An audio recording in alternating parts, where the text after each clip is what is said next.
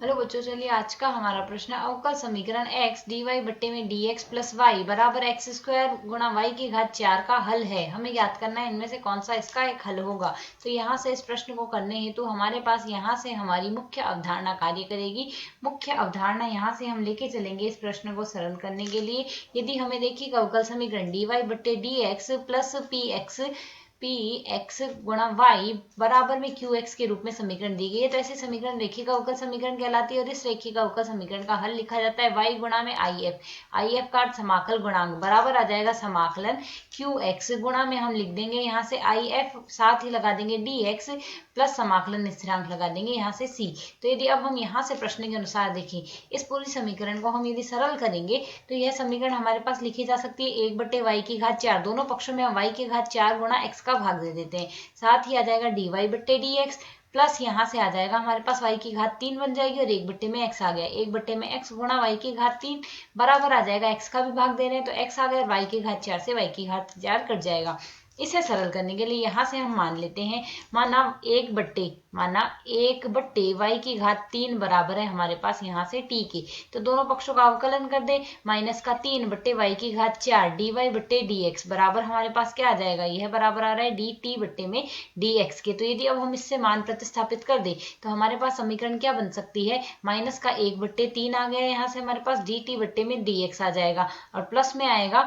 t बट्टे में x आ रहा है और बराबर में हमारे पास आएगा, यहाँ से बराबर में हम क्या लिख सकते हैं, बराबर में आ जाएगा यहाँ से हमारे पास केवल x शेष रह रहा है। इसे यदि और आगे सरल करें तो dt बट्टे dx बराबर क्या आएगा, माइनस का 3 बट्टे x गुणा में t आ गया बराबर में माइनस का 3 आ जाएगा। यह हमारे पास रेखिका अवकल समीकरण हो गई। इस रेखिका अवकल समीकरण के लिए समाकल गुणांक आई एफ बराबर आ जाएगा e की घात समाकलन माइनस 3 बट्टे x dx आ जाएगा। इसे यदि हम सरल करते हैं तो मान बनेगा e की घात माइनस का 3 log x, जिसे यदि आगे और सरल करें मान बन जाएगा 1 बट्टे एक्स क्यूब, आई एफ आ गया। अब यदि हम यहाँ से हल निकालें तो इस समीकरण का हल आएगा 3 गुणा में 1 बट्टे एक्स क्यूब आ गया बराबर में आ जाएगा समाकलन 1 बट्टे एक्स क्यूब गुणा में आएगा यह माइनस का 3 गुणा में x भी तो आएगा, यहाँ से x भी हम यहाँ से साथ लिखेंगे तो माइनस का 3 गुणा में आ जाएगा हमारे पास यहाँ से x,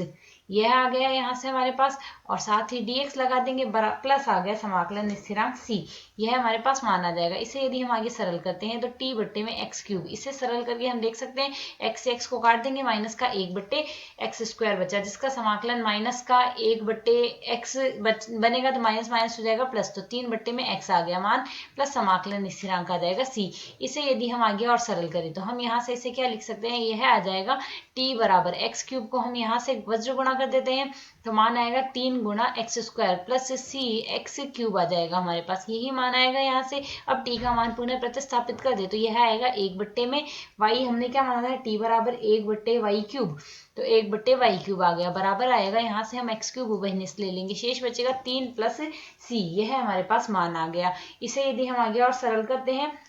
एक्स स्क्वायर है तो यहाँ से एक्स स्क्वायर ही उभयनिष्ठ आएगा और 3 प्लस